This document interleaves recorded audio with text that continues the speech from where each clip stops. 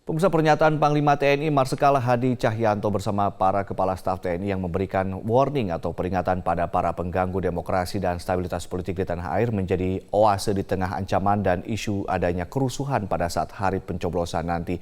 Panglima TNI secara tegas juga menyatakan TNI netral. Untuk membahas pesan dan sinyal tegas yang disampaikan Panglima TNI, kita sudah tersambung melalui sambungan telepon dengan mantan Panglima TNI sekaligus sebagai Kepala Staf Kepresidenan Jenderal Purnawirawan Muldoko. Selamat pagi, Pak Muldoko.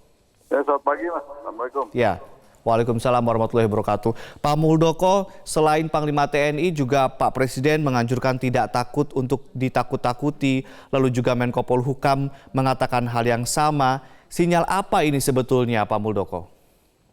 Ya, biasa menjelang pesta demokrasi selalu begitu. Dinamikanya tinggi dan sebenarnya dinamika tinggi itu lebih di media sosial.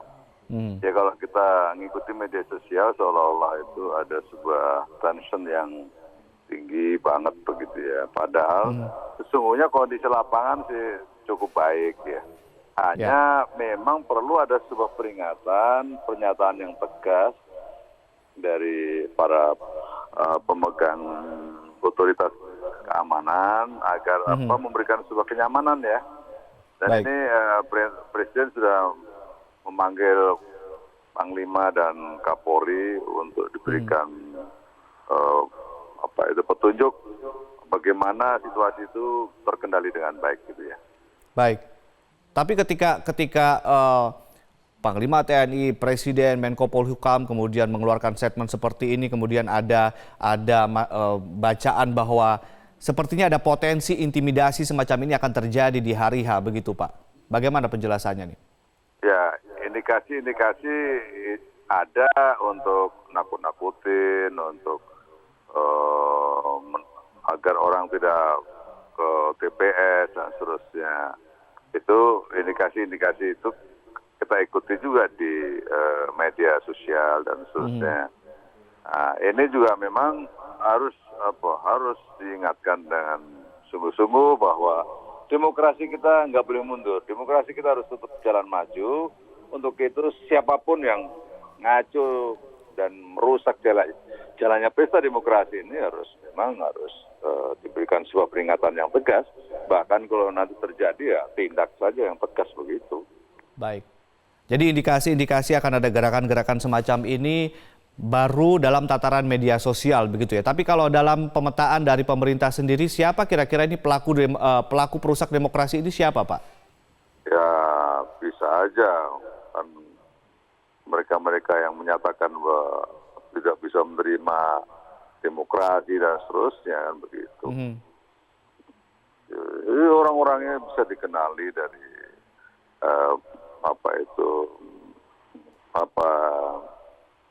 perilaku bagaimana menghadapi demokrasi ini yang cukup ya, kita sudah bisa mapping orang-orangnya kan begitu ya.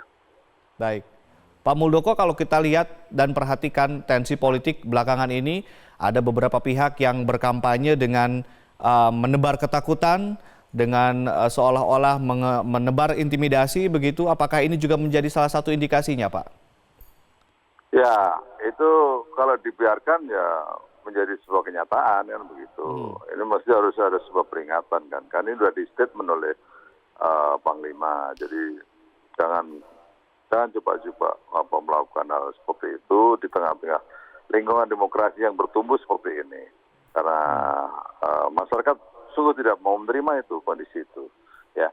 Tetapi yang paling penting lagi adalah bagi masyarakat jangan takut, nggak perlu takut bahwa seluruh aparat keamanan telah menyiapkan dirinya untuk melindungi, untuk mengamankan agar semua masyarakat Indonesia yang memiliki hak pilih supaya berbondong-bondong. Nggak usah takut ya. Jangan takut karena satu suara menentukan masa depan Indonesia. Itu yang sangat penting ya. Pak Muldoko, ini juga kita lihat di hari H ini kan juga akan ada gerakan Rabu Putih, ada juga Putihkan TPS begitu. Sementara Bawaslu juga mengingatkan semua pihak untuk mengawasi secara bersama-sama dua gerakan yang katanya ini berpotensi melakukan intimidasi. Menurut Anda ini seperti apa, Pak? Ya, nanti kita semuanya juga akan melihat, ya.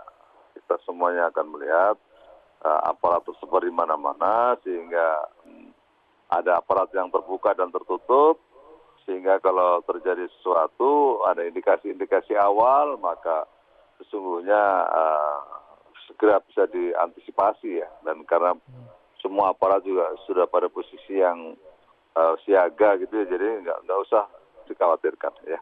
Baik, baik. Pak, ini terkait Anda mengatakan bahwa masyarakat jangan perlu khawatir, tidak perlu takut, akan ada TNI dan Polri dan aparat keamanan di sana. Anda juga akan pernah menjadi Panglima TNI. Sebetulnya nanti polanya seperti apa sih Pak di 17 April ini? Bagaimana mekanisme TNI Polri mengamankan masing-masing TPS? Sebarannya seperti apa? Berapa orang personil per TPS itu? Sudah adakah informasi mengenai ini Pak? Ya, itu di markas TNI waktu saya jadi Panglima, kita memiliki posko yang bisa memonitor semua lokasi yang kita kenali akan terjadi sesuatu. Ya. Itu sudah kita punya posko yang bisa monitor semuanya. Yang kedua, kita sudah punya pengalaman untuk mendeploy pasukan.